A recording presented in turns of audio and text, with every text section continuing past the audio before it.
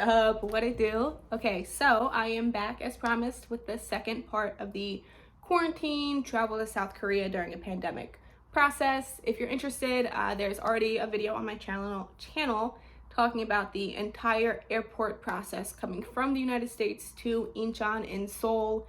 And it's the entire process from start to finish and all the stations in between. So if you're interested, check that out. But this video is going to be strictly about the quarantine hotel process. And as a disclosure, I stayed at Marina Bay Hotel. I know some people stayed at other hotels. Unfortunately, you don't know what quarantine hotel you're staying at until you get to that hotel. So this process hopefully gives you at least some guidelines for what the process typically looks like or what you can at least expect. So we'll start from the last station at the airport. So you're at the last station at the airport, you give the gentleman or the employee there your passport, and then you sit with your lanyard in the waiting area. I must have waited in the waiting area for like, I don't know, what did I say, like 45 minutes or something? I don't know. It was only myself and one other person, and once the shuttle arrived, the other person and I were escorted quickly to the bus. It's not super far. It's literally like just on the other side of the doors, both the waiting area and the bus. It's a tour bus style, right? So like you put your suitcases underneath, you get on to like the comfy, relaxing type chairs. There were already people on the bus as well. So there were maybe, including the two of us who just got on the bus, maybe like 15 people in total. Again, I landed at night, so maybe that's also why as well. I don't know what it would typically look like if I had landed in the day for any reason. So from the shuttle, by the time you get on the shuttle to Marina Bay Hotel specifically, it only took like the drive was maybe 40 minutes. So when you get to the hotel, I don't know if I'm under the impression that they had the hotel split up into like people who were just staying there and people who were quarantining, because as I was going to my hotel room, there were people who were working out in the exercise room, which you can't do if you're quarantining. So I don't really know like the legitimacy of that. Just throwing that out there. But for quarantine ease, I guess, you go through like a separate entrance, and they have this entrance like gated off and roped off. So you have like, you know how construction gates have that mesh so you can't see what's happening on the inside. So that's like what was lined right outside of the quarantine hotel entrance. So the bus will like pull around right outside of the doors essentially. Everyone gets off the bus, gets their stuff, and then there are like markers, and employees come out like head to toe with protective equipment and protective gear. So they'll like walk you through where to go, and they'll kind of guide you a little bit.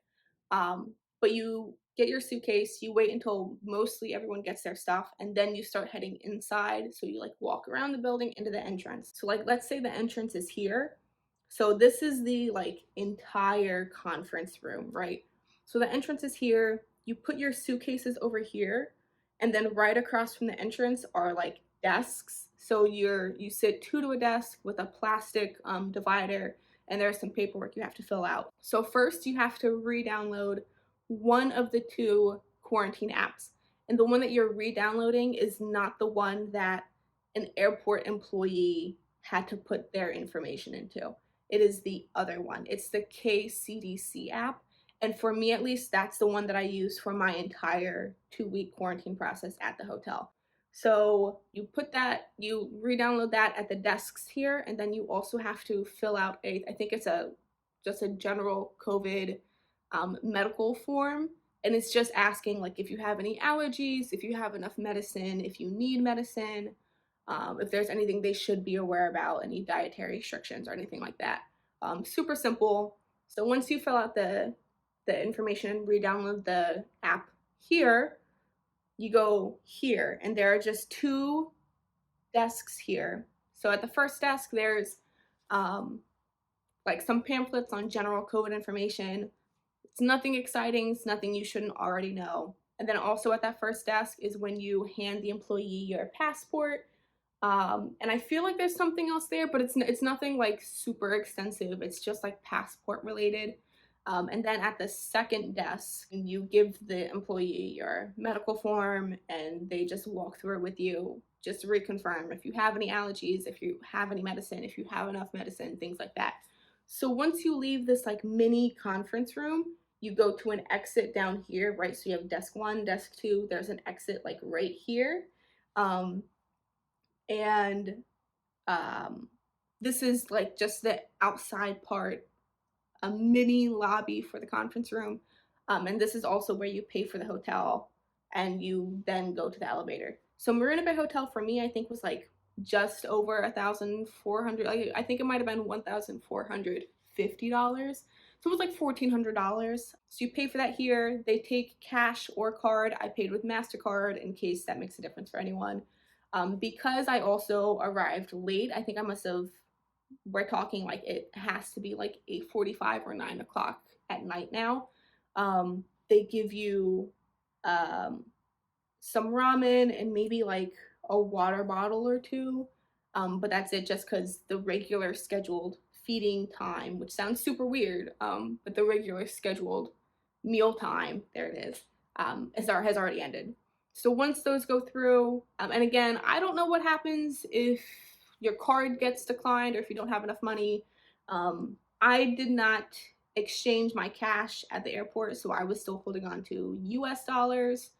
I don't know what happens in that case. So if anyone else knows, please let us know. Just full disclosure. Um, so here is now an inserted video of what the hotel room looked like before I unpacked right when I got in. Again, it must have been like 9 o'clock at night or something.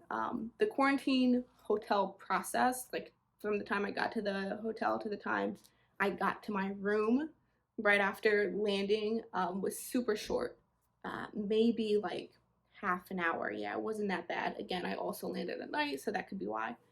Um, and then that's it for the first night. I was super lucky. My room faced the water, so I'm super grateful for that. Again, you're just given a room, you don't really have a choice. So then, I guess now we'll get into the actual like day to day process. So when you get into the hotel, your first night there, assuming you land at night, um, as the video will show, you will have a package on a desk, and it just has like a thermometer, some hand sanitizer, some like coffee stuff, cups, like things that you might need. Um, and that is exactly as it sounds. You will be using that thermometer consistently, so that's going to be your best friend. So if you're looking to bring a thermometer, you don't need to because they will provide one for you. Um, just throwing that out there. Anyway, so to start right with the day to day. So your meal times are generally around 8 a.m., 12 p.m., and 6 p.m. So let's say that they drop off meal. So typically, let me backtrack. They will drop off breakfast between 8 and 8:30 a.m., lunch between 12 and 12:30 p.m., and dinner between 6 and 6:30 p.m. So you can check your door for food. It'll be on a table, and like you won't miss it. You'll know which one is yours. Every time you open the door, my recommendation um, is to keep your mask on. That way you don't have any issues. If for any reason the food gets delivered early, which happened a couple times, so let's say that it's dinner and you're supposed to get dinner at 6 p.m., between 6 and 6:30, but they happen to drop off everyone's food by like 5:42 p.m., they will make an announcement that says that the food delivery has been delivered. So if it's delivered early, you will know. Otherwise, it's going to stick to the traditional between time A and time B. Um, Continuing with meals, right? So once you're done with the meal, you keep it in your room until lunch the next day when trash is taken. So um, with trash collection, Trash collection is every day right after lunch, and that varies. Like sometimes I've put my trash out at 1 p.m.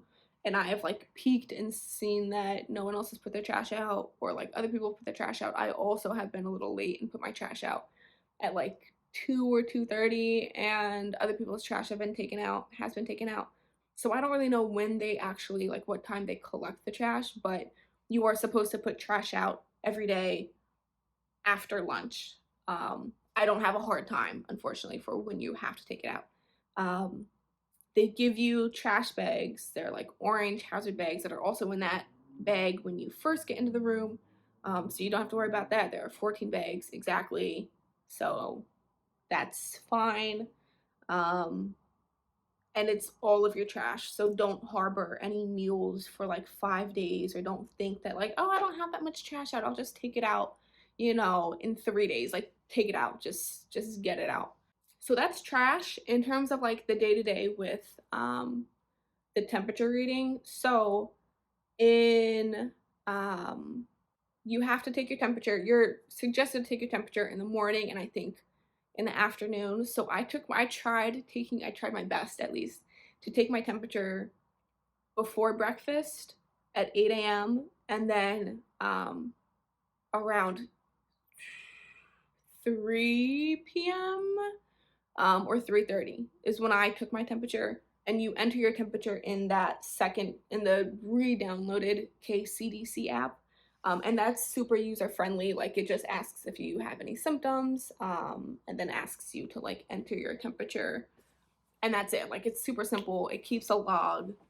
If you like close the application on your phone, if you're like on an iPhone and you're swiping stuff to get rid of it from running in the background and you accidentally swipe the KCDC app, if you open it, like you won't lose anything compared to if you do that with the other app, which is what happened to me. So which is part of the reason I didn't use that one. But it was fine. I didn't have any issues. And then also every single day an employee in protective gear will come to your room at like 4 o'clock ish, either 3 or 4, which is why I took my temperature at 3:30. But someone will come in and actually take your temperature with a thermal scanner just to make sure that you are, for no reason, lying about what you are putting into the KCDC app. So that's every day at a specific time. It's either 3 or 4, and I don't really remember. Sorry. What else am I missing? When you arrive, so you have to have a COVID test taken within 3 days of your arrival, and the hotel does that. So you get a COVID test taken at the hotel the next day after you arrive at the hotel. And then when you are getting ready to leave and explore whatever part of Korea you're going to, you also have to take another COVID test 3 days before you leave. So I left that hotel Monday, exactly 2 weeks later, and I had my COVID test taken. I don't know what is that, Friday? Any numbers, okay. Um, but they take it just to make sure that you haven't experienced any symptoms in the 2 weeks that you have had to quarantine. It is as it sounds, and I'll put a picture here. I definitely have a picture of like that exit quarantine process. Um, you have to make reservations. The one thing I will note with the exit quarantine hotel process is that which I didn't know. So on the form you're given, it will have you like list your room number, list your passport number, and then it will also ask when and how you are leaving the hotel. So I had anticipated that I was just going to stay at the hotel. Well, first off, I didn't actually anticipate leaving on a Monday. I was hopeful that I was going to, but I had heard that you don't actually leave until like the 15th day, right? So to be exact, you leave on the 14th day that you arrived. So it's not like, so like to be very explicit and specific, I arrived in South Korea on Monday, October 4th. I left the quarantine hotel on Monday, October 18th, right? So it is exactly 14 days. So, because the website was a little misleading, like all the information I was reading was like, you have to stay at a quarantine hotel until the 14th day, and then at 12:01 a.m. on the 15th day, you can leave. It was something like that. So, note that you can leave if you don't have COVID, you can leave and will be leaving the quarantine hotel on the 14th day, like on that day, exactly 2 weeks from when you arrive. Another thing to note, I had anticipated leaving during like a normal hotel stay, right? So, like, usually hotel checkout is at like 11 or 12, but here, checkout, like, you have to check out by like 7 or 7:30 a.m., which I wasn't expecting. Have someone pick you up, someone that you know, and provide a phone number. You might even be able to list a taxi if you decide to take a taxi straight from the quarantine hotel to wherever your destination is, but you have to list a phone number. I didn't want to go that route, so I took a shuttle that they were offering from the Marina Bay quarantine hotel to um, Seoul Station because I couldn't check into that hotel, my first post quarantine hotel, until 3. I went online, went on like, I think it's International Taxi or something like that, and they have tours. They have a variety of tours, like half day tours, full day tours. It's super cool. But because I wanted to kill some time, because I was gonna be in Seoul at Seoul Station by like 8:30 a.m. or 9 a.m. or something. I chose to do like a half day tour just around Seoul. So my taxi driver took us around a whole bunch of museums, and I can like go through all that if interested too. But the day that you leave the quarantine hotel, so now I'll be specific. The day you leave the quarantine hotel, like, you have to make sure obviously you're not leaving anything. The thermometer and something else has to stay in the room, and then you could only leave by like your room by 7:20. Even that is super restrictive. So you leave your room, you go downstairs, you go to a window, and there will be signs for like where to actually check out.